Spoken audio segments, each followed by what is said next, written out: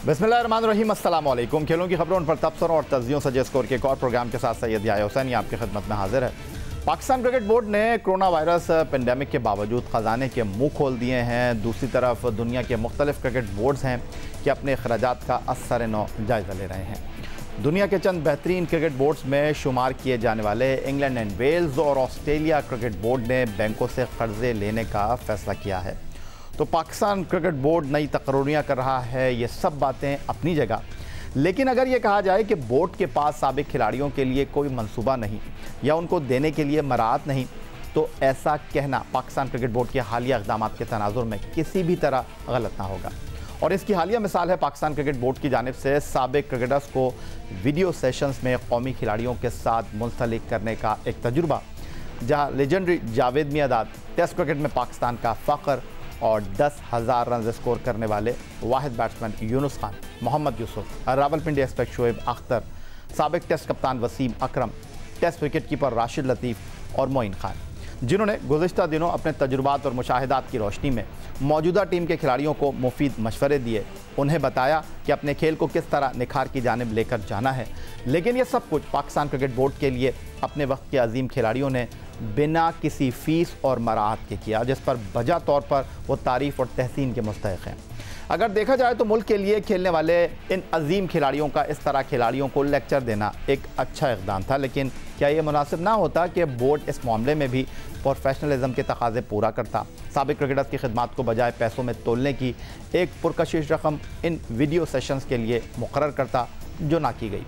हैरानगी का पहलू यहाँ इसलिए उठ रहा है कि एहसान मानी साहब की सरबराही में काम करने वाला ये बोर्ड प्रोफेशनलिज्म के नाम पर लाखों रुपए अपने अहदेदारों की तनख्वाहों पर खर्च करके ये तासुर दे रहा है कि प्रोफेशनल्स की खिदमत का मुआवजा भी उसी अंदाज में अदा किया जाता है।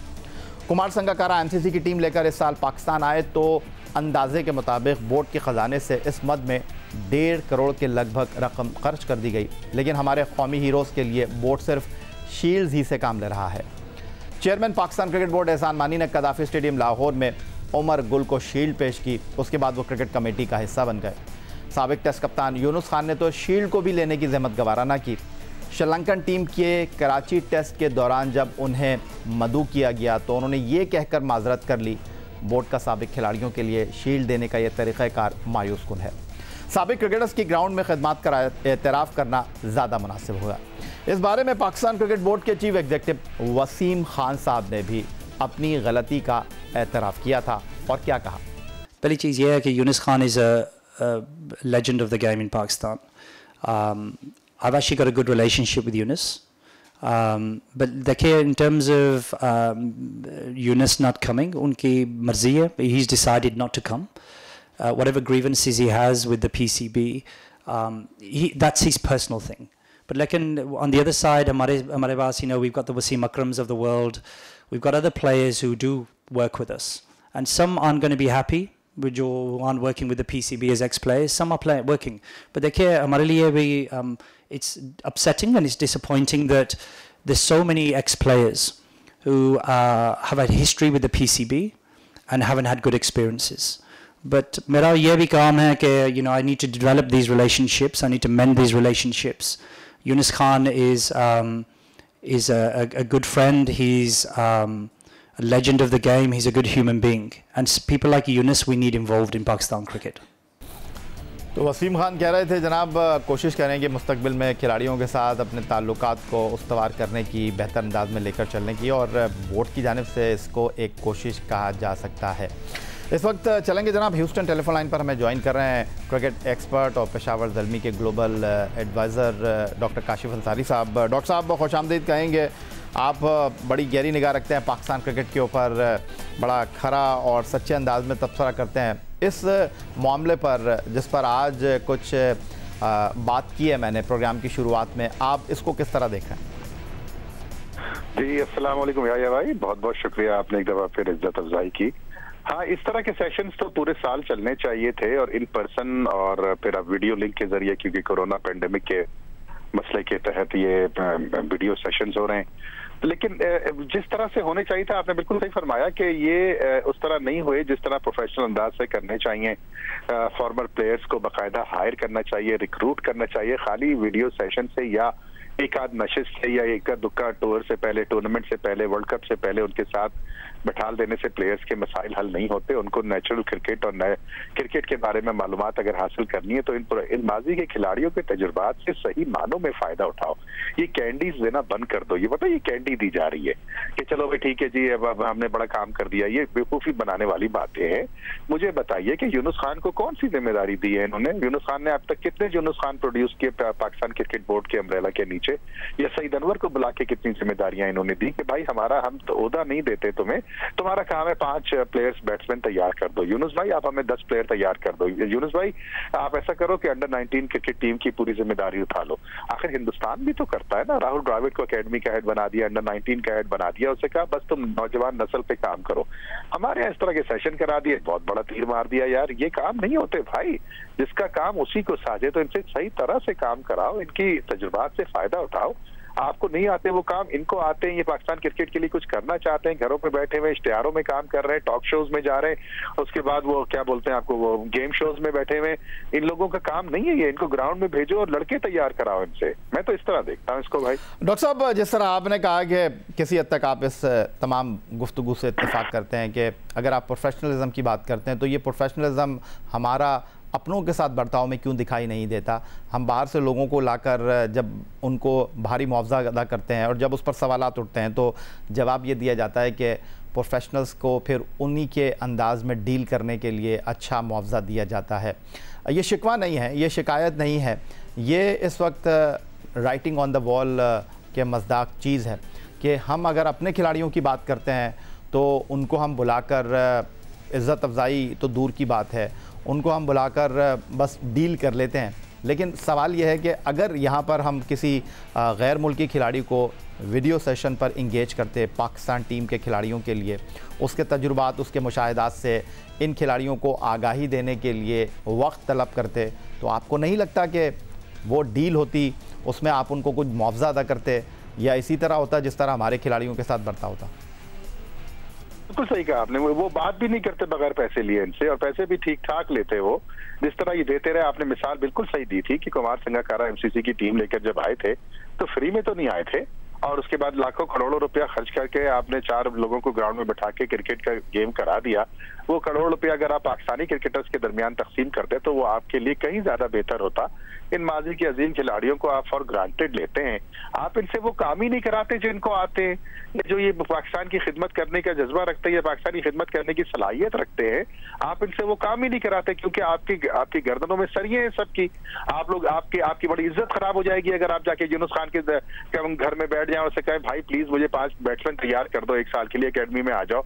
या बात सुनो भाई मेरे सकलैन मुश्ताक मुझे 5 स्पिनर तैयार करो, मेरे मुल्क में स्पिनर नहीं है, मेरे पास ऑफ स्पिनर नहीं है इतने अरसे से, कुछ मेरी हेल्प कर दो यार। नहीं, वो ऐसा कहेंगे ही नहीं, उनकी इज्जत खराब हो जाएगी। हाँ, अगर किसी फॉरन प्लेयर को बुलाएंगे, उसको लाखों में तनख्वाहें देंगे, उसको स्टाइपेंड देंगे, उसको टिकट देंगे, उसको 1-1 मिनट के उसके पैसे देंगे, उसके नखरे उठाएंगे और हमारे लोगों को फॉर ग्रांटेड लेंगे। ये तो हमेशा का दस्तूर है। डॉक्टर साहब, ये जो हम तहफ़्फ़ुज़ात का इजहार कर रहे हैं कि हम अपने लोगों को फॉर ग्रांटेड लेते हैं और वो कहते हैं कि मीठा मीठा हाप हाप और कड़वा कड़वा थू थू, अगर मैं आपसे ये सवाल करूं, क्या इसको हम गलती तस्वुर करें? क्या इसको हम ये तस्वुर करें कि जी हमने अपने साबिक खिलाड़ियों को अपने मौजूदा क्रिकेटर्स के साथ इंगेज किया तो ये एक अच्छा इनिशिएटिव था जिसकी कोई जो है वो ऐसा बंदा नहीं होगा जो कहे कि नहीं यार ये गलत काम था। लेकिन यहाँ जो इस वक्त सवाल है वो ये है कि क्या हमने अपने माजी के खिलाड़ियों को वो रिस्पेक्ट दी जो वो डिमांड करते हैं? दी ना, यही तो मैं कह रहा हूँ, किसी खिलाड़ी को नहीं दी, कभी भी नहीं दी। जावेद मियादाद हो या उसके बाद से सईद अनवर हो, आमिर सोहेल साहब हो, सकलैन मुश्ताक हो, इंतमाम उल हक हो, सईद अनवर हो, जिस खिलाड़ी का आप नाम लें उसको खराब करके उसका फेस खराब करके उसका कैरियर खराब करके उसको हमें निकाला और निकालने के बाद फिर कभी पलट के उसकी तरफ देखा नहीं, अलावा उन चंद मुट्ठी भर लोगों के, जिन लोगों का एक गैंग है, जिनका एक ग्रुप है जो म्यूजिकल चेयर्स खेलते हैं पाकिस्तान क्रिकेट बोर्ड के अंदर मुख्तलिफ ओहदों के ऊपर। बाकी जितने जो पाकिस्तान के लिए कुछ करना चाहता है उसको ये घास भी नहीं डालते, उससे पूछते भी नहीं है। अब इतने बड़े बड़े सेशंस आप करा रहे हैं खिलाड़ियों के, बहुत अच्छा इनिशिएटिव है, बहुत बड़ी बात है, लेकिन आपने कोई इसकी तैयारी की, कोई उसकी कॉम्पनसेशन डील करी, कोई इसको परमानेंट बुनियादों पर करने की बात करी, कोई उनकी सलाहियतों से फायदा उठाने की बात करी, इसका कोई फॉलो अप होगा, इसकी कोई तरीकाकार आपने डिफाइन किया? नहीं ना, कुछ नहीं किया ना। ये सब यार दिखावे होते हैं। ठीक है, अच्छा स्टेप ले लिया, लेकिन अब आगे क्या होगा, इसका फायदा क्या हुआ? ये बहुत सारी चीजें सोचने की हैं, लेकिन ये काम वही लोग कर सकते हैं जिनके विजन हो। इनके विजन वगैरह थोड़ी है, ये तो सिर्फ जनाब बैंडेड लगाते हैं। बैंडेड तो आप दवाई, वो लाल दवाई पाकिस्तान में मिलती है, वो जख्मों पे लगा करके आगे बढ़ जाते हैं। जख्मों को कुरेद देख के उसकी गहराई का अंदाजा करके उसका प्रॉपर इलाज करने में ये कासिर है, इनको अकल ही नहीं है उसकी। डॉक्टर काशिफ अंसारी के तहफ़्फ़ुज़ात अपनी जगह, सवालात अपनी जगह, लेकिन पाकिस्तान क्रिकेट बोर्ड के चीफ एग्जीक्यूटिव वसीम खान इस वीडियो सेशंस के हवाले से जो साबिक खिलाड़ियों ने पाकिस्तान के मौजूदा खिलाड़ियों के साथ किए, उन्होंने किस राय का इज़हार किया, वो भी आपको दिखा देते हैं। स्टार्स हैं, पास स्टार्स, एक्स प्लेयर्स, हमारे हीरोज़ पाकिस्तान के लिए, इनके स्टेटिस्टिक्स देखें, इनके फिगर्स देखें, और दुख भी होता है कि ये हमारे स्टार्स हैं और इनके पीछे भी लोग लग जाते हैं। पूरे मुल्कों में ये हीरोज़ हैं, पूरी दूसरे मुल्कों में, लेकिन we need to be thinking about this guys as heroes who have our country. हमारा नाम रोशन भी इनने किया। तो ये हमने शुरू किया, इंगेजमेंट प्रोग्राम था हमारा, लेकिन आगे भी ऐसे करेंगे, इनको इन्वॉल्व करेंगे। देखिए जावेद मियांदाद साहब फर्स्ट टाइम तो ऐसे हमने उनको भी इन्वॉल्व किया, और बाकी भी मोइन ख़ान, राशिद लतीफ़, ये सब जो यूनुस खान, मोहम्मद यूसुफ, इनका सब का शुक्रिया अदा करता हूँ कि इनने टाइम भी दिया हमें। लेकिन ये मुल्क के लिए ये वेरी कमिटेड हैं, पाकिस्तान इनके लिए पहले आता है। तो डॉक्टर साहब, वसीम खान साहब कह रहे थे कि हम इन तमाम अपने लेजेंड्स का शुक्रिया अदा करते हैं कि उन्होंने हमारे लिए वक्त निकाला, और हम मुस्तक़बिल में भी इस तरह के मंसूबे बनाएंगे, अपने खिलाड़ियों को इनके साथ इंगेज करेंगे। तो आपको लगता है कि ये काफ़ी था? भाई साहब ये क्या है, ये क्या टोपी ड्रामा है यार, बस कर दो भाई। इंगेज करेंगे, लड़कों को वीडियो सेशन कराएंगे। मेरे प्यारे भाई, मैं एक बात का सवाल सिर्फ इतना सा पूछ रहा हूँ कि ये इतने बड़े बड़े नाम पाकिस्तान क्रिकेट के हीरोज के नाम लिए, मेरे पास एक ओपनर आज तक नहीं आया ढंग का जब से सईद अनवर गया है। मेरे पास एक ऑफ स्पिनर नहीं है, मेरे पास एक ओपनिंग बॉलर ढंग का नहीं है, मेरे पास कोई मिडिल ऑर्डर प्लेयर नहीं है, मेरे पास कप्तान नहीं है। तो मेरे बोर्ड के ओहदेदारों, तुमको ये नजर नहीं आ रहा कि ये मसले कैसे हल होंगे? ये इन्हीं हीरोज के थ्रू हल होंगे ना। बुलाओ राशिद लतीफ को, बुलाओ सईद अनवर को, बिठाओ इन लोगों को, इनके हाथ में कुंजी पकड़ाओ बोर्ड की, इनके हाथ में टैलेंट को दो, इनके हाथ में टैलेंट हंट स्कीम दो, इनके हाथ में एकेडमीज दो, इनसे रिजल्ट ओरिएंटेड काम कराओ कि मुझे 4 प्लेयर बना के दो, मुझे 3 बैट्समैन बना के दो, मुझे विकेट कीपर बना के दो। मोइन खान यार, ऐसे होते हैं काम, ऐसे काम नहीं होते कि जी वीडियो सेशन करा लिया और बड़े हमारे हीरो हैं, बड़े हमारे ये 2-4 जुमले बोल दिए, उसके बाद फिर भूल गए उनको। हालत तो देखो इन लोगों की कि भाई तुम करना क्या चाहते हो। वो अंग्रेजी का लफ्ज है ना, what are you trying to accomplish, तुम्हारा गोल क्या है? अगर गोल तुम्हारा सिर्फ खाना पूरी और बैंडेड है तो बड़ा अच्छा काम किया तुमने। हाँ, फ्री में कर दिया, क्योंकि ये लोग तो बेचारे जो है पाकिस्तानी है तो इनकी तो कोई वैल्यू है ही नहीं, ये इनको तो बुलाएंगे तो जरूर आएंगे, वो आ गए। अगर कोई गोरा होता तो तुम्हारी जेबों पे ठीक ठाक जो है वो बोझ पड़ता, तुमने इनको बुला लिया और बुला करके इनके सेशन करा दिए। अब क्या होगा भाई, अब क्या होगा? अब कहां से क्या टीम बन गई तुम्हारी? आगे तुम्हारा फ्यूचर कोई है? तुम्हारा कोई विजन है? तुम्हारी कोई प्लानिंग है? कोई रोड मैप है तो शेयर करो ना हमसे। ये वसीम खान साहब कह रहे हैं हम आगे भी देखेंगे। क्या देखेंगे? 1.5 साल से तुम बैठे हुए हो, तुम मुसलसल हारे चले जा रहे हो। तुम वर्ल्ड कप हार गए, तुम अंडर 19 हार गए, तुम विमेंस वर्ल्ड कप हार गए, तुम श्रीलंका से हार गए, तुम ऑस्ट्रेलिया से हार गए, तुम सबसे सिर्फ जब से तुम आए हो हम हार ही रहे यार। और बैठ के हम ये करेंगे, हम वो करेंगे। अभी कब करोगे भाई? पाकिस्तानियों का ये मसला, पाकिस्तानियों का वो मसला। मुझे आज तक दुनिया में कोई शख्स ऐसा नजर नहीं आया जिसने पाउंड्स की तनख्वाह छोड़ के रुपए में तनख्वाह ली हो। यकीन करें आप, अगर वो कॉम्पिटेंट है तो। डॉक्टर काशिफ अंसारी ह्यूस्टन से टेलीफोन लाइन पर हमारे साथ मौजूद हैं, और अगला टॉपिक जो आज हमारे इस शो का है वो है हसन अली। मंडी बहाउद्दीन के दाएं हाथ के तेज बॉलर हसन अली ने 2017 आईसीसी चैंपियंस ट्रॉफी में 5 मैचों में 14.69 की औसत से 13 विकेट की परफॉर्मेंस के साथ बेहतरीन बॉलर का एजाज़ हासिल किया और साबित किया कि उनमें पाकिस्तान की बॉलिंग के बोझ उठाने की भरपूर सलाहियत मौजूद है। और इस बात का सबूत उन्होंने चैंपियंस ट्रॉफी के बाद यूएई में श्रीलंका के खिलाफ 5 एक रोज़ा मैचों में 14 विकेट की परफॉर्मेंस दिखाकर पेश भी किया। वनडे और T20 में सफ़ेद गेंद के साथ कौमी टीम की बॉलिंग में नुमाया नाम बनकर उभरने वाले हसन अली को टीम मैनेजमेंट ने टेस्ट क्रिकेट में भी आजमाने का फैसला किया। एक नौजवान फास्ट बॉलर जिसे टीम पाकिस्तान का ताबनाक मुस्तकिल कहा जा रहा था, उसके वर्कलोड को पसे पुश डालकर उसे हर तरह की क्रिकेट में बिना वक्फे के खिलाने का नतीजा जल्द ही सामने आने लगा। माजी के तेज़ बॉलर की तरह हसन अली भी फिटनेस के शिकंजे में जकड़े जाने लगे। फिर वो हसन अली जो मुखालिफ बैट्समैनों के लिए दहशत की अलामत बनकर उभर रहे थे, अपनी इंजरी के साथ नबर्द आजमा दिखाई दिए। 20 अगस्त 2019 को दुबई में हसन अली शाम आरजू के साथ रिश्ता अज़दवाज में मुंसलिक हुए। नामवर क्रिकेटर्स ने अपनी ज़िंदगी के खुशगवार सफ़र की शुरुआत तो की, लेकिन बतौर क्रिकेटर उनके मसाइल बढ़ते दिखाई दिए। 2017 में जिस इंग्लिश सरजमीन पर हसन अली चैंपियंस ट्रॉफी में बैट्समैनों के लिए ख़तरे की अलामत बने हुए थे, 2 साल बाद वहीं ICC वर्ल्ड कप में 4 मैच खेलकर वो सिर्फ 2 ही विकेट ले पाए। अब 1 साल होने को है, दाएं हाथ के तेज़ बॉलर कौमी टीम की नुमाइंदगी से महरूम दिखाई देते हैं।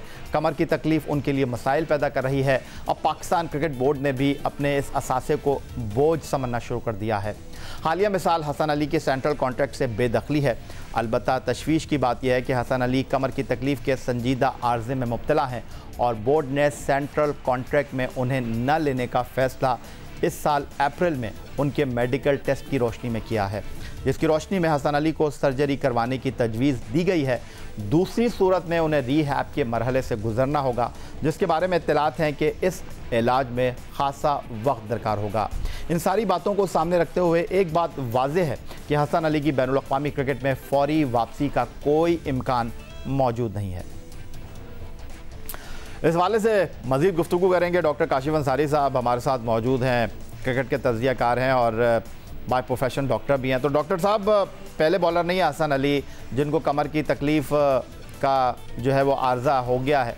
इससे पहले मोहम्मद जाहिद, शब्बीर अहमद, वक़ार यूनुस और बाकी भी हमारे क्रिकेटर्स इस सूरत हाल से 2-4 हुए हैं। हसन अली के मामले को किस तरह देख रहे हैं? जी, बहुत ही परेशान कुन सूरत हाल है और आपने सही फरमाया कि हसन अली 2017 के बाद फिर पाकिस्तान श्रीलंका की सीरीज जो दुबई में हुई उसमें भी बेहतरीन परफॉर्मेंस उन्होंने दी, चैंपियंस ट्रॉफी में भी ज़बरदस्त परफॉर्मेंस दी और उनकी परफॉर्मेंस की वजह से पाकिस्तान चैंपियंस ट्रॉफी में कामयाबी भी हासिल कर चुका है। लेकिन हुआ ये, मेरा ख्याल है, मुझे नहीं पता, मेडिकल रिपोर्ट्स मैंने देखी नहीं है, लेकिन जितनी कुछ मैंने तज्जिया किया और जो मैंने अपनी मालूमात हासिल की है उसमें स्लिप डिस्क है, जहाँ तक मुझे अंदाजा हो रहा है कि वो मोरा हिल गया है इनका और शायद यही वजह है। और कंप्रेशन फ्रैक्चर दूसरी चीज होती है जो फास्ट बॉलरों में होता है, लेकिन उससे कहीं ज्यादा मुझे खतरा ही स्लिप डिस्क का लग रहा है और कंप्रेशन फ्रैक्चर का इतना ज्यादा नहीं लग रहा।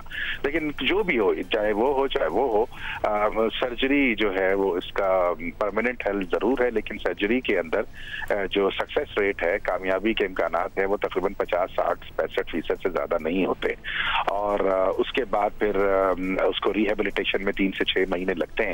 लेकिन बहुत मुझे परेशानी इस बात की है कि उसके बाद फिर बॉलर जो है और उसकी बॉडी जो है वो उतनी स्ट्रांग नहीं रहती जितनी कि वो अब से 2 साल 3 साल पहले थी। ये मसला मुझे बहुत बुरा, बहुत खराब सिचुएशन नजर आ रही है इस वक्त।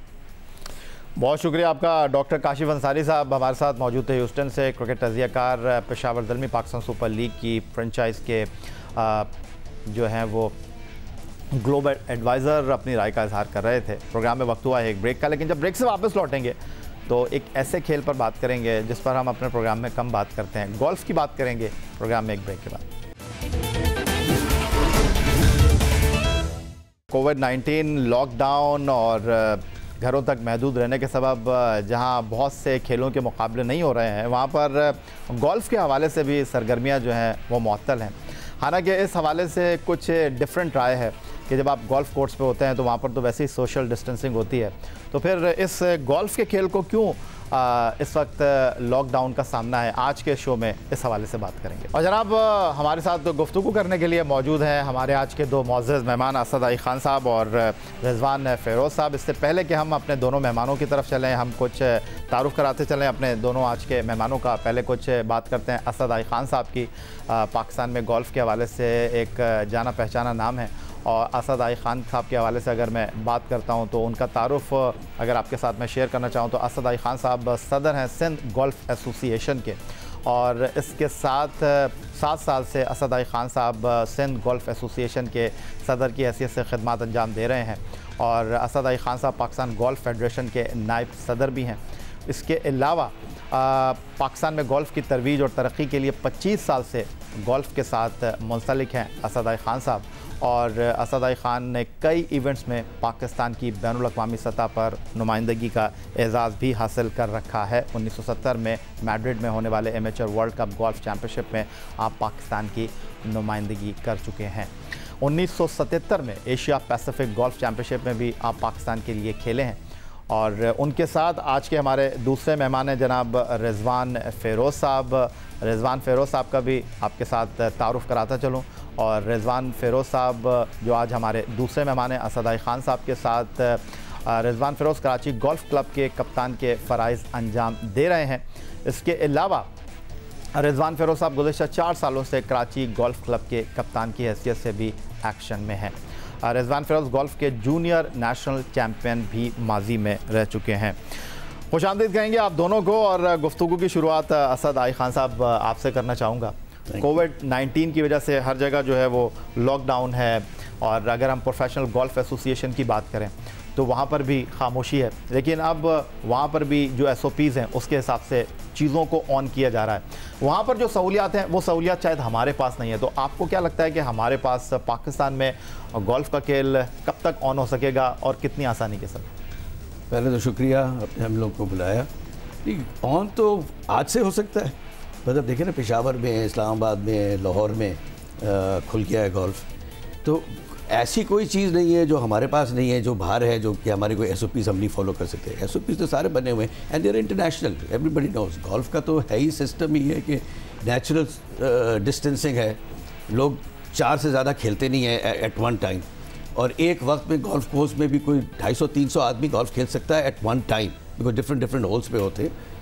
So there is no reason why golf should not open in Pakistan. लेकिन ये तो सिर्फ मुझे कराची की हद तक ही नज़र आ रहा है या सिंध की हद तक ही नज़र आ रहा है। असद आई खान साहब, जिस तरह आपने अपनी गुफ्तगू में कहा, इस्लामाबाद, लाहौर, पेशावर, वहाँ कुछ गोल्फ कोर्स जो हैं वो ऑन हो चुके हैं SOPs के साथ। Why not Sindh, why not Karachi? आपने हुकूमत से इस हवाले से बात की है? अभी हमने कमिश्नर से जाके मुलाकात की, फिर जाके चीफ सेक्रेटरी को भी ख़त लिखा।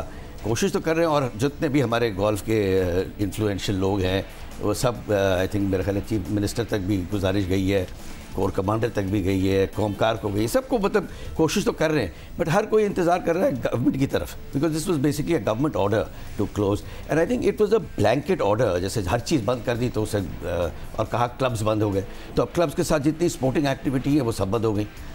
अब गोल्फ तो बिल्कुल ओपन में खेला जाता है, टेनिस भी खेला जाता है इसी तरीके से, बैडमिंटन वगैरह वो तो चलो अंदर से भी होता है, बट स्पोर्ट्स, यहाँ तक के जिम्स भी खुल गए हैं लाहौर में। So I don't see, I think it is just matter of probably optics for the Sindh government कि जी लोग समझ रहे हैं कि जी अच्छा नहीं लगेगा कि जी हालात शहर के ख़राब हैं और लोग गोल्फ़ खेल रहे हैं। क्योंकि समझ नहीं आती मुझे कि लोग हमेशा गोल्फ़ या स्पोर्ट को एक खुशी की तरफ क्यों देख रहे होते हैं कि जैसे कोई सेलिब्रेशन हो रहा है। तो it is very much needed, you know, we specially for all the elderly people. And golf में तो 55 साल से आप सीनियर हो गए, तो मोस्ट ऑफ द गोल्फर्स इस वक्त भी, I think Rizwan will bear me out, कि I think Karachi golf club के और ये दूसरे जितने भी गोल्फ क्लब्स हैं, I think over 60 to 70% of the golfers. अच्छा, ये आपने रिजवान साहब की बात की। रिजवान साहब, पहला सवाल ही मैं आपसे ये करना चाहूँगा जी कि यहाँ पर जो सिचुएशन है वो ये है कि गोल्फ में जो लोग इस वक्त खेल रहे हैं +50, 55, 60, उन लोगों के लिए ये एक्सरसाइज का बेहतरीन ज़रिया, आप ख़ुद भी कप्तान हैं, तो यहाँ पर ये जो गोल्फ़ की एक्टिविटीज़ नहीं हो रही हैं, उन लोगों के लिए एक्सरसाइज का जो ये बेहतरीन ज़रिया था वो भी उनसे छीन लिया गया। थैंक यू याया। हमारे जो मेजॉरिटी गोल्फर्स हैं जिनको हम सीनियर और वेटरन कैटेगरी में कहते हैं, जो कि ज़्यादा रेगुलर खेलते हैं, बिकॉज ज़्यादातर उनमें रिटायर होते हैं, उनके लिए तो this is the only source of exercise कि वो सुबह एंड दे लुक फॉरवर्ड कि वो सुबह से घर में बैठ के ये सोच होते हैं कि शाम में जाएँ और गोल्फ़ खेलें एंड दोस्तों से मिलें, उनकी आउटिंग हो जाए। तो इस वक्त जो हमने SOPs बनाई हैं उसमें भी इस बात का ख़ास ख्याल रखा गया है कि जो भी सीनियर गोल्फर्स आएँ वो अगर बग्गी में गोल्फ़ खेलना चाहें तो एक बग्गी में एक ही बंदा एक दफ़ा राइड करेगा, उनके साथ कोई और पार्टनर नहीं रहेगा।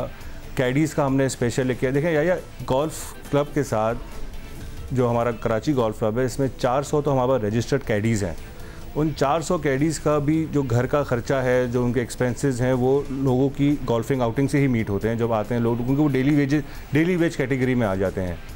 ये बहुत बड़ा इम्पैक्ट आया हुआ है जो हमारे कैडीज़ की लाइवलीहुड है, उनके घरों के ख़र्चों में। और या एक और बात आप देखें कि जैसे शादी हॉल हैं, रेस्टोरेंट्स हैं, मॉल्स हैं, इनको बंद किया हुआ है तो समझ में आता है, क्योंकि एक हॉल के अंदर 700-800 लोग आते हैं, उसमें बहुत चांसेस होते हैं कि वायरस ट्रांसमिट हो सकता है एक जगह से दूसरी जगह पर। गोल्फ कोर्स जो है हमारा कराची गोल्फ क्लब है स्पेशली, वो 205 एकड़ पे है और बहुत ही खुली फिजा लश ग्रीन गोल्फ कोर्स है। उसमें तो कहीं सवाल ही, और गोल्फ का जैसे असद ने कहा एक बिल्ट इन रूल है that you have to maintain social distance, 6 feet दूर ही रहना है आपने एक दूसरे से।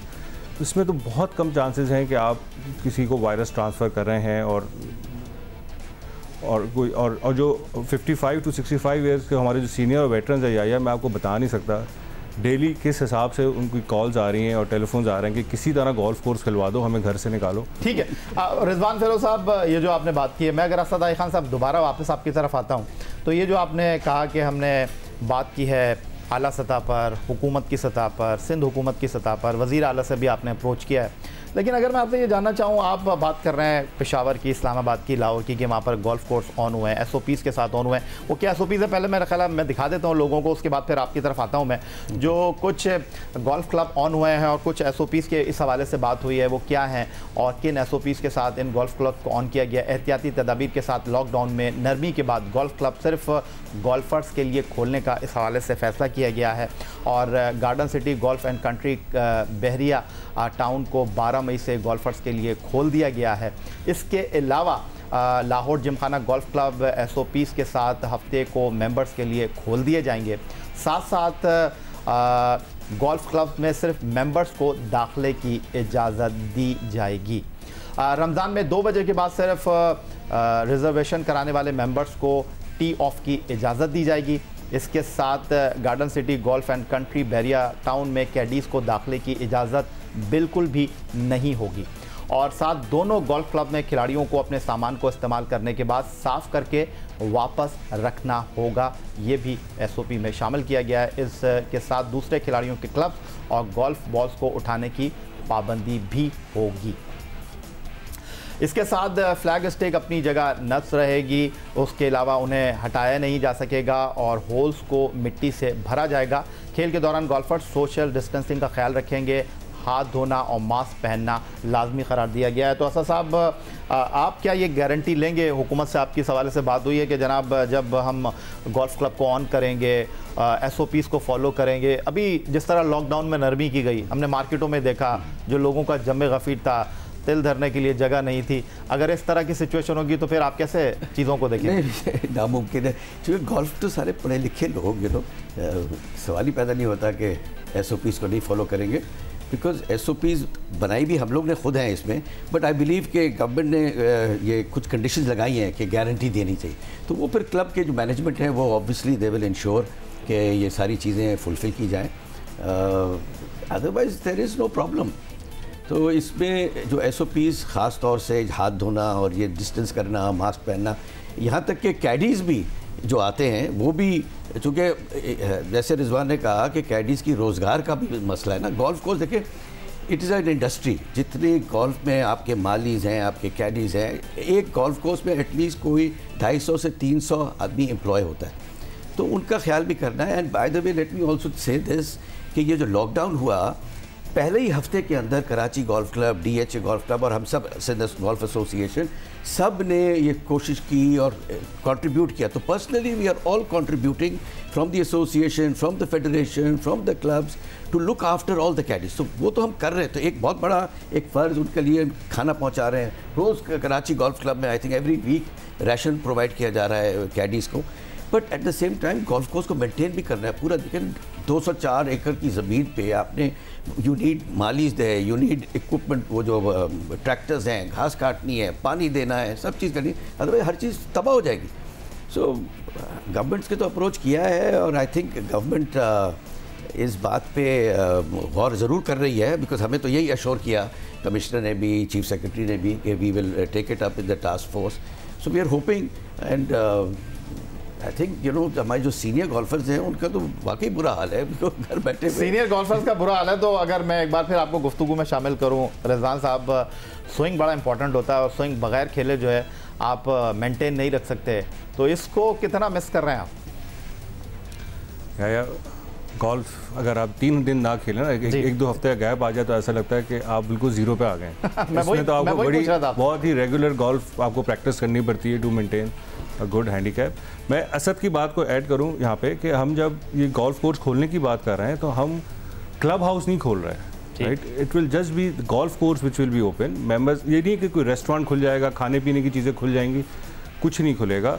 गोल्फ कोई चाय पानी कुछ नहीं। गोल्फर आएगा, गाड़ी से अपना बैग निकाला, विल गो स्ट्रेट, उनका टी टाइम फिक्स होगा। वो तो SOP दिए गए ना रिजवान साहब। उनका टी टाइम फिक्स होगा, they will go straight on the course, there will be no water or anything, even shower facility भी नहीं होगी, देयर विल बी नथिंग जहाँ से सोशल कॉन्टैक्ट हो रहा हो किसी का। यू जस्ट प्ले, गाड़ी में अपना रखा आपने सामान and you go back home. तो इस SOP के साथ there is no health risk involved from where we can see it, कोई ट्रांसफ़र ऑफ जर्म्स का लग रहा हो या ऐसा कोई हमें नज़र नहीं आता। और इसी बुनियाद पे देखें, अमेरिका में जहाँ इतना हाई स्केल पे ये वायरस फैला था, 91% of golf courses are open now. उन्होंने भी SOPs के साथ खोल दिए। ये गूगल पे है, मैं इसकी शीट लेकर आया हूँ। 91% गोल्फ कोर्सेज खोल दिए उन्होंने। इटली में, स्पेन में, जहाँ ये पेंडेमिक बहुत ही हाई लेवल पे आया था, उन्होंने भी गोल्फ कोर्सेज विद SOPs खोल दिए। हर एक ने SOPs अपने नेचर के हिसाब से डिज़ाइन किए हैं। किसी ने कुछ, किसी बार मोर और लेस 90% SOPs सेम ही हैं सारे गोल्फ कोर्सेज के। तो मैं इसी तवज्जो से, इसी प्रोग्राम के तवज्जो से I would request the higher authorities, specially chief minister साहब, कि ये प्लीज़ रिक्वेस्ट को देख के हमें गोल्फ कोर्सेज खोलने की सिंध में इजाज़त दी। चलें जनाब, इस पर मज़ीद बात करेंगे। रिजवान फ़िरोज़ साहब और असद आई खान साहब हमारे साथ स्टूडियो में मौजूद हैं। गोल्फ कोर्स क्यों बंद हैं, क्यों नहीं खुल रहे, इस हवाले से गुफ्तगू हो रही है। मिलते हैं एक ब्रेक के बाद।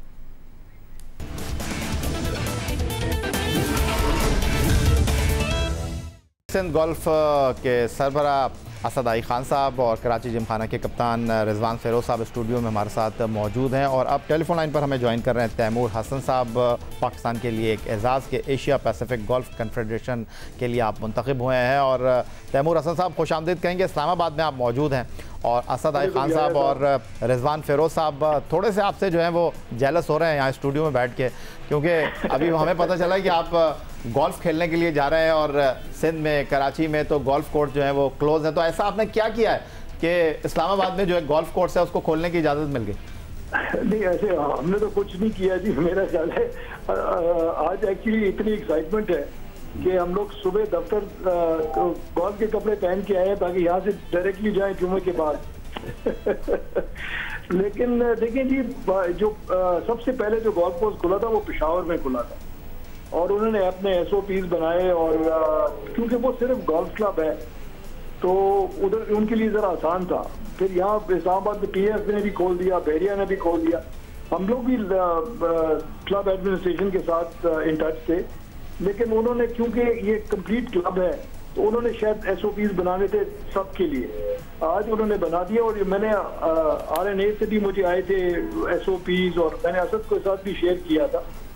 तो वहाँ से हमने अपने SOPs बनाए हैं। ये कोई 2 महीने हो गए जब से लॉकडाउन को हम लोग फॉलो कर रहे हैं। आज पहली बार जाके खुलेगा। And golf is the safest game. हमारी गेम तो नेचुरली इतनी वो 6 फुट, मतलब ये आप तो 2 मीटर कह रहे हैं, 6 फुट कह रहे हैं, हम तो वैसे ही 10-15 गज आगे पीछे फिर रहे होते हैं, साथ तो कोई फिरता ही नहीं है। So it's a very safe game. दूसरा, ये जो ड्रॉपलेट्स आते हैं वो जो बाहर है हवा की वजह से, वो तो उधर ही वो तो ठीक है तैमूर साहब, अब हमारे साथ मौजूद हैं। मैं वापस रिजवान फ़िरोज़ साहब की तरफ चलूंगा। सब कुछ बदल रहा है रिजवान साहब, और आपको लगता है कि रिवायती गोल्फ खेलना भी आपको लगता है कि आने वाले दिनों में तब्दील हो सकता है? जी डेफिनेटली। जहाँ से अब जो नज़र आ रहे हैं हालात, दुनिया में हर चीज़ ही बदल रही है, तो गोल्फ में भी सैनिटाइज़र, मास्क और ये सारी चीज़ें इंक्लूड हो जाएंगी। कि अब वो कॉन्सेप्ट ख़त्म हो जाएगा कि कैडी है तो बग़ैर मास्क के या बग़ैर सैनिटाइज़र के आपके साथ जा रहा है। टी टाइम बुकिंग शुरू हो जाएगी। पहले तो ये होता था आप गए, आप अपने 4 बॉल बुलाया, एक टाइम फिक्स किया और आपने जाके खेल लिया। अब आपको पहले से क्लब को इन्फॉर्म करके अपना 4 बॉल बना के जाना होगा और on the given time you just go and T of. तो जी काफ़ी चीज़ें चेंज हो जाएंगी गोल्फ में, जहाँ से अब नज़र आ रहा है। जिस तरह हर चीज़ें, ट्रैवल इंडस्ट्री चेंज हो रही है, हर जगह डिफरेंट चीज़ें SOPs में शामिल हो गई हैं, तो वो SOPs अब गोल्फ में भी एक हिस्सा बन जाएंगी रेगुलर। अच्छा असद आई खान साहब, आपकी मौजूदगी का मैं फ़ायदा उठाऊंगा और अगर मैं आपसे ये जानना चाहूँ कि लास्ट टाइम आपने जो CNS ओपन का इनेकाद किया उसमें जो है वो पाकिस्तान से बाहर भी जो गोल्फर्स थे वो आए, उन्होंने पार्टिसिपेट किया। पाकिस्तान में बैनुल-अक़वामी स्पोर्ट्स के हवाले से दुनिया को एक अच्छा पैगाम मिला। लेकिन फ़िलहाल तो अभी कुछ इम्कान नहीं है कि टूर्नामेंट होगा या नहीं होगा। तो अब जिस तरह फ़िरोज़ साहब ने बताया कि नए SOPs यहाँ पर मुतारिफ़ होंगे, बट ये जो मुस्तकबिल के टूर्नामेंट है गोल्फ़ के लिए वो कितना इम्पोर्टेंट है? दुनिया की मईशत को जो है एक बड़ा झटका लगा है, और आपने कहा कि कैडीज़ आपके साथ हैं, गोल्फ़ कोर्स में काम करने वाले लोग आपके साथ हैं और आपने उनका ख्याल रखा है, तो किस तरह आगे बढ़ने की प्लानिंग कर रहे हैं? देखिए, वन ऑफ द SOPs में आया था कि स्पोर्टिंग इवेंट्स भी ख़त्म कर दीजिए, बट गोल्फ़ एक ऐसा स्पोर्ट है कि अगर इसका इवेंट है कि टूर्नामेंट हो रहा है, आई एम नॉट सेइंग कि एमेचर गोल्फ में या जैसे हमारे क्लबों में हम अपने मेंबर्स का टूर्नामेंट करें, वो शायद ना करें आप, चूँकि मेंबर्स फिर भूलेंगे बिलेंगे, बट प्रोफेशनल गोल्फर्स जो हैं हमारे, वो तो उनका तो लाइवलीहुड सिर्फ गोल्फ ही है। And they are about at least 250 professional golfers जो पाकिस्तान में हैं, जो इस वक्त बिल्कुल बेरोज़गार बैठे हुए। उनके पास ना वो गोल्फ़ खेल पा रहे, तो एक तो उनके स्टैंडर्ड ऑफ गोल्फ, जैसे अभी रिजवान ने कहा कि आप 3 दिन नहीं खेलें तो आपका ज़ीरो पे आ जाते हैं, तो वो तो जो खेलते हैं फॉर मनी, तो उनके लिए हमारे पास जो हमने फंड्स, या प्रोफेशनल्स की बात, प्रोफेशनल्स ही कर रहा हूँ मैं, कहा we can once we open the golf courses we can even let the professional tournaments take place. हालांकि PGF का ऑर्डर आया था कि सारे टूर्नामेंट्स कैंसिल कर दिए, सारे होल्ड कर दिए कि ईद के बाद कर देगा, बट अब दुनिया में जैसे गोल्फ खुल गई है, all tournaments are also being rescheduled, सारे टूर्नामेंट्स की उनकी डेट्स भी आ गई हैं। तो अब सबसे पहले तो अभी कोरिया में द लेडीज़ PGA का टूर्नामेंट शुरू हो रहा है। सो टूर्नामेंट्स आर ओपन, बट वहाँ तो क्राउड आता है। यहाँ तो पाकिस्तान में आपको पता है कि क्राउड तो होता ही नहीं है गोल्फ में। तो प्रोफेशनल्स की खास तौर से मैं बात करूँगा कि they need to get on to the golf course, practice करें। लेकिन ड्राइविंग रेंज भी है हमारी, ड्राइविंग रेंज का भी बंद करने का तो कोई तुक ही नहीं था। फिरोज साहब बता रहे हैं ना, नए उसूलों के साथ, नई चीज़ों के साथ, नए उसूलों के साथ आ जाएंगे, ये तो and will be for the better. ठीक है, हाइजीन हो जाएगा, जो भी है इस सारे मसले में एटलीस्ट सारी कौम को सफाई सुथराई का अपना ख्याल हो गया और अपनी जान की हिफाजत करने के भी हाथ साफ, मुंह साफ, हर चीज़ रखने का एक ये जो असद अली खान साहब बात कर रहे हैं, तैमूर साहब आप एशिया पैसिफिक गोल्फ कन्फेडरेशन के साथ एसोसिएट हैं, जिस तरह असद साहब ने अभी बात किया कि कोरिया में ख़वातीन का गोल्फ टूर्नामेंट शुरू होने जा रहा है। कुछ इत्तलात ये हैं कि इटली में जो है वो 2 माह के लॉकडाउन के बाद मुतअद्दिद गोल्फ क्लब जो है नए SOPs के साथ ऑन हो गए हैं। तो एशिया कन्फेडरेशन अपने कैलेंडर को किस तरह तरतीब दे रहा है, किस तरह आगे लेकर जा रहा है, कौन से SOPs हैं जो आपने तरतीब दिए हैं और मुस्तकबिल करीब में आप कौन से टूर्नामेंट कराने जा रहे हैं? यह साहब, हमने जितने भी टूर्नामेंट थे जून तक, हमारे बहुत बड़े बड़े इवेंट थे जून तक, तो हमने पहले क्वार्टर वाले सारे कैंसिल कर दिए। वील रीअसेस द सिचुएशन, जून के एंड में देखेंगे, बिकॉज इधर जब इंटरनेशनल टूर्नामेंट कराते हैं आप, उसमें 2-3 बहुत बड़े फैक्टर हैं। एक तो एयरलाइंस के उसकी फ्लाइट्स की इजाजत होगी कि नहीं होगी। दूसरी सबसे बड़ी चीज जो इशू है, वो जब आप किसी दूसरे मुल्क में जाते हैं या ऑस्ट्रेलिया वगैरह में जाएंगे तो वहाँ क्वारंटीन लगेगा, तो वो फिजिकली इट्स नॉट पॉसिबल कि आप 4 दिन के मैच के लिए 2 हफ्ते की पहले क्वारंटीन करें, फिर वो जब आप वापस आए अपने मुल्क में वहां जाके क्वारंटीन करें। तो ये चीजें ये स्लोली ये जो SOPs वगैरह बनी, ये तो लोकल प्लेयर्स को फैसिलिटेट करने के लिए, सीनियर्स को, ताकि खुली फजा में जाके सुबह वर्जिश करें, लोगों को मिले और अपनी एक्सरसाइज वगैरह उसको अपने रूटीन में ले आए। ये इंशाल्लाह जब भी ये कोविड-19 जब दुनिया की जान छोड़ेगी तो इंशाल्लाह हम लोग वापस आ जाएंगे, टूर्नामेंट शुरू हो जाएंगे। हम सबकी ख्वाहिश ये है कि जल्दी मैच शुरू हो, हम अपने प्रोफेशनल्स के लिए मैच कराएं। लेकिन जो दुनिया के हालात है, सिर्फ पाकिस्तान में नहीं, जो दुनिया के हालात है, जहाँ बड़े बड़े मैच है, एशियन टूर ने सब कुछ कैंसिल किया हुआ है, तो जितने ग्रैंड स्लैम्स थे उन्होंने सेकंड हाफ में पोस्टपोन किए। तो वील फॉलो दोज रूल्स। जब दुनिया के लिए ठीक होगा, ट्रैवलिंग ठीक होगी, होटल्स ठीक हो जाएंगे, इंशाल्लाह हम लोग भी वापस आ जाएंगे। रिजवान फिरोज साहब, PGA के हवाले से तो इत्तलात हैं कि वो चार्टर फ्लाइट्स प्लान कर रहे हैं अपने गोल्फर्स के लिए, लेकिन जिस तरह आपने कहा कि गोल्फ 2 दिन ना खेलो तो बेचैनी सी होने लगती है, स्विंग ख़त्म हो जाता है। लेकिन असद अली खान साहब जिस तरह बात कर रहे थे, कैडीज़ का ख्याल रख रहे हैं, जो गोल्फ कोर्स पर लोग काम करते हैं उनका ख्याल रखने की कोशिश कर रहे हैं, उनको अकोमोडेट करने की कोशिश कर रहे हैं, लेकिन कब तक बर्दाश्त कर सकेंगे आपके ये खेल ना हो, और कब तक आप आइसोलेशन में रह सकते हैं बिना गोल्फ खेले? या मैं यहाँ अपने सारे जितने हमारे कराची गोल्फ क्लब के मेंबर्स हैं उनकी यहाँ तारीफ़ करूँगा। उन्होंने बहुत ही जेनरसली आगे आके सपोर्ट किया है हमारे कैडी फंड्स को। जिधर से हम सबके लिए अभी तक तो हम सबको सपोर्ट कर रहे हैं विदाउट बीइंग प्लेड। देखें, ये गोल्फ एक्सरसाइज के साथ साथ it's the biggest source of vitamin D. आप जब ये ओपन एयर में जाके धूप में खेलते हैं तो मच नीडेड विटामिन डी भी आपको मिल जाती है, विच अब अगर लोग घरों में बैठे हुए अपने विटामिन डी टेस्ट कराएं बहुत ही लो लेवल पे आएंगे, which is not good for one person. तो वी कैन ओनली होप कि जल्द अज जल्द ये फैसिलिटी वापस से बहाल हो जाए और हम गोल्फ कोर्स वापस से आबाद हो और गोल्फ खेलना हम शुरू कर दें। असद साहब, जाते जाते एक सवाल आपसे कर लूँ, और जब भी गोल्फ का नाम जहन में आता है तो लोगों के जहन में एक सवाल आता है कि ये एलीट क्लास का खेल है, सामान बड़ा महंगा होता है, वो जिस तरह हम गली में क्रिकेट खेल लेते हैं गोल्फ आप इस तरह नहीं खेल सकते। तो क्या गोल्फ जो है वो मकबूल हो रहा है? और ठीक है, एलीट क्लास का खेल है, इससे कोई दो राय नहीं है, और कैडीज़ मेहनत से जो है वो प्रोफेशनल बन जाते हैं, बहुत मुश्किल के साथ बनते हैं, लेकिन आप ये बात समझते हैं कि एलीट क्लास का खेल है, लेकिन इसके साथ एक बहुत बड़ी कम्युनिटी अटैच है। जिस तरह आपने कैडीज़ की बात की, जिस तरह आपने गोल्फ कोर्स के दूसरे लोगों की बात की, वो बहुत मुश्किल में नहीं बहुत मुश्किल में है। और golf is the only sport in the world which employees and engages so many people. मतलब किसी और में अभी क्रिकेट एक ग्राउंड, एक स्टेडियम में कितने लोग आप एम्प्लॉय कर लेते हैं? गोल्फ कोर्स में एक गोल्फ कोर्स में 300-400 इंसान एम्प्लॉय होता है, उनकी रोज़गार लगी हुई है उसके साथ। एंड देन पूरे सिंध में जितने हमारे कोई 9 गोल्फ कोर्सेज हैं, सो इट्स वेरी हार्ड कि ये अगर आप ना खोलें, लोग चल के ये सब रोकते हैं। और जो एलीट की जो आप बात कर रहे थे उसमें बताऊँ कि it's a club sport actually. देखें ना, पाकिस्तान में अभी तक कोई प्राइवेट वो जो पब्लिक गोल्फ कोर्स नहीं बन पाया। तो Arabian Sea Country Club is the only private golf course, बाकी तो सब कोई आर्मी का है, नेवी का है, एयरफोर्स के हैं। तो अगर आपके पास पब्लिक गोल्फ कोर्स आएगा तो गोल्फ और उसको प्रमोट होगी। तो अभी तक ये है कि elite, because in any case it's a club sport. तो अभी आप कहिए जिमखाना क्लब है, सिंध क्लब है, सारे क्लब्स फिर एलीट के ही हो गए। Everybody is members, so you have to be a member to play golf. तो ये सो आई डोंट से कि भी एलीट के लिए है, so anybody who is a member of a club can come and play golf anyway. Thank you very much. Asad I Khan sahib Sindh golf के सदर हमारे साथ मौजूद थे। उसके अलावा कराची जिमखाना के कप्तान रिजवान फेरोज़ साहब हमारे साथ मौजूद थे, और तैमूर हसन साहब एशिया पैसिफिक गोल्फ कन्फेडरेशन के साथ वाबस्ता हैं, वो हमारे साथ इस्लामाबाद से मौजूद थे। गोल्फ के कोर्स को खुलना चाहिए। पेशावर, लाहौर और इस्लामाबाद में गोल्फ कोर्स नए SOPs के साथ ऑन हो चुके हैं, और सिंध गोल्फ के जो सदर हैं असद आई खान साहब, उन्होंने हुकूमत से ये अपील की है, और पर्सनली तौर पर वो वज़ीर आला साहब से मिले भी है इस हवाले से कि अगर पेशावर, इस्लामाबाद और लाहौर में गोल्फ कोर्स SOPs के साथ, कवायद व ज़वाबित के साथ, एहतियाती तदाबीर के साथ खोले जा सकते हैं, तो कराची और सिंध के गोल्फ क्लब को भी खोला जाए, क्योंकि सिर्फ खेल की बात नहीं है, खेल के साथ मुंसलिक बहुत सारे लोगों का रोज़गार और उनकी वाबस्तगी इंतहाई अहमियत की हामिल है। यही आज का हमारा प्रोग्राम था। ट्विटर पर आप मुझे फॉलो कर सकते हैं, फेसबुक पर हमारा पेज score.geo न्यूज़, और आप हमें ईमेल कर सकते हैं score@geo.tv पर।